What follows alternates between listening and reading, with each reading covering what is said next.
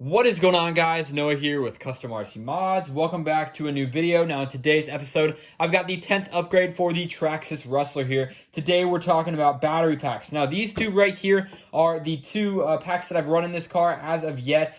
First one being obviously just a 7-cell nickel metal pack. This is equivalent to kind of what you'd get with a ready-to-run Traxxas Rustler even today. But this one right here is actually from Onyx. It's a 5,000 milliamp hour pack right here, so it's a little bit of a larger capacity, but I still have never really used it just because obviously I have a 2-cell. And speaking of that, I do have this LiPo right here, which is from Venom. It's a Sport Power 5,000 milliamp hour 40C pack, which is really nice. Of course, it's hard case, so it's added durability is really one thing that drew me to this pack, as well as of course that high discharge rate. But this is one I had on my Slash 4x4 before this, so I've had this one around for a little bit. But yeah, so I finally decided to make the jump and go from the 2-cell LiPo up to a 3-cell LiPo. So enter the Turnigy 5,000 milliamp hour. This is a 20C pack, and this is obviously a 3-cell. And this is a pretty small, 3-cell 5,000 pack as far as they go. You can see this 2-cell 5,000, so same milliamp hour capacity, just one more cell over here. So it technically should be 1/3 bigger.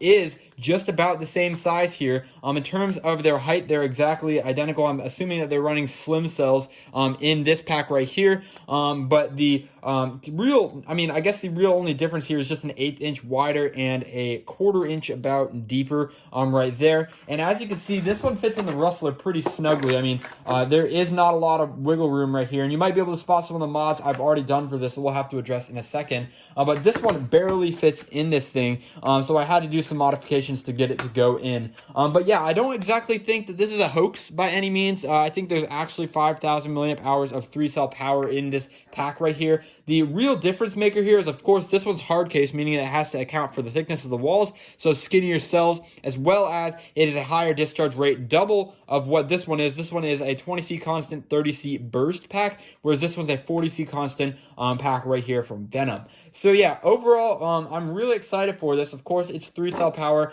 It's kind of hard to go wrong with it because it's going to be a lot of fun, and I'm not really minding that low discharge rate because, of course, I'm not going to be slamming it into full gear all the time, because obviously this thing is going to get uncontrollable at some point. So let's go ahead and talk through the chassis modifications I made to get this to go in. Now, if you are observant, you'll notice that this one right here has a center output, and it slots perfectly right into this little recessed portion of the front of the battery compartment, so you can actually mount that in there properly without issue. That lead just goes straight up in that little notch. And then this one right here from Venom actually sticks out the top, which is super convenient as well. Again, no issues. However, a Hobby King battery like this Turnigy pack right here just has the leads coming out of this corner on the side. And of course, a solid plastic box of a battery compartment right here is not going to be very compatible for that. So what I had to do is first a few things. Of course, like I said, it's a very, very snug fit in here.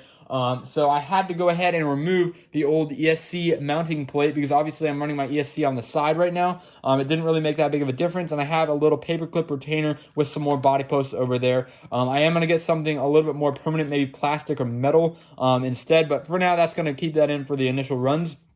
But then this thing basically slides back and is kept in place by these little nubs kind of coming out, so it slides back and down, and that's kind of where you get the next modification, which is a side little wall cut out with my Dremel.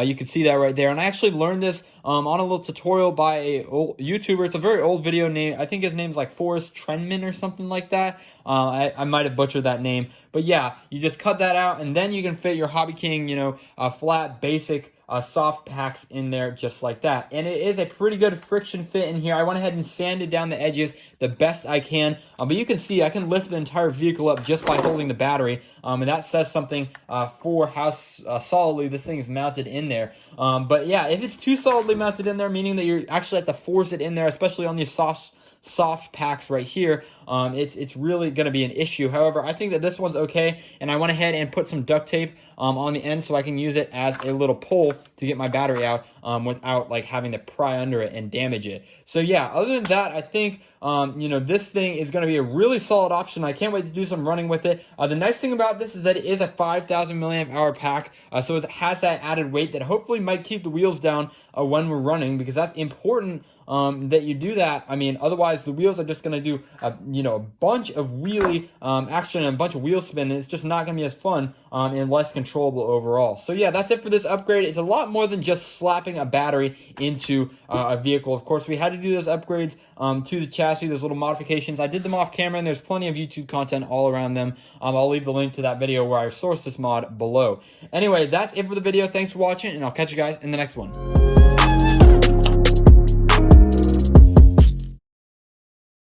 What is going on, guys? Noah here with Custom RC Mods. Welcome back to a new video. Now in today's episode, I've got the 10th upgrade for the Traxxas Rustler here. Today we're talking about battery packs. Now these two right here are the two packs that I've run in this car as of yet.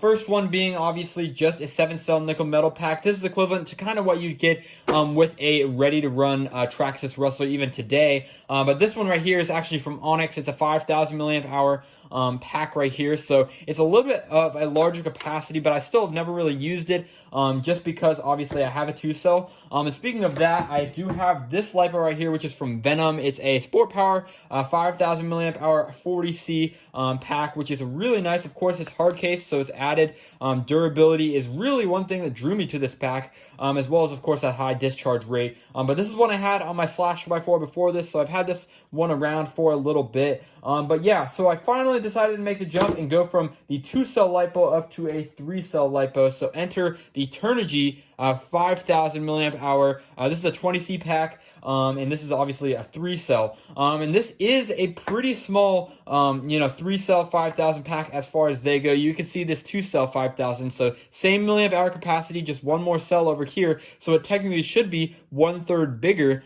Is just about the same size here. In terms of their height, they're exactly identical. I'm assuming that they're running slim cells in this pack right here. But the I guess the real only difference here is just an 1/8 inch wider and a 1/4 inch about deeper right there. And as you can see, this one fits in the Rustler pretty snugly. I mean, there is not a lot of wiggle room right here, and you might be able to spot some of the mods I've already done for this, so we'll have to address in a second. But this one barely fits in this thing, so I had to do some modifications to get it to go in. But yeah, I don't exactly think that this is a hoax by any means. I think there's actually 5,000 milliamp hours of 3-cell power in this pack right here. The real difference maker here is, of course, this one's hard case, meaning that it has to account for the thickness of the walls, so skinnier cells, as well as it is a higher discharge rate, double of what this one is. This one is a 20C constant 30C burst pack, whereas this one's a 40C constant pack right here from Venom. So yeah, overall, I'm really excited for this. Of course, it's 3-cell power. It's kind of hard to go wrong with it because it's going to be a lot of fun, and I'm not really minding that low discharge rate because, of course, I'm not going to be slamming it into full gear all the time, because obviously this thing is going to get uncontrollable at some point. So let's go ahead and talk through the chassis modifications I made to get this to go in. Now, if you are observant, you'll notice that this one right here has a center output, and it slots perfectly right into this little recessed portion of the front of the battery compartment, so you can actually mount that in there properly without issue. That lead just goes straight up in that little notch. And then this one right here from Venom actually sticks out the top, which is super convenient as well. Again, no issues. However, a Hobby King battery like this Turnigy pack right here just has the leads coming out of this corner on the side. And of course, a solid plastic box of a battery compartment right here is not going to be very compatible for that. So what I had to do is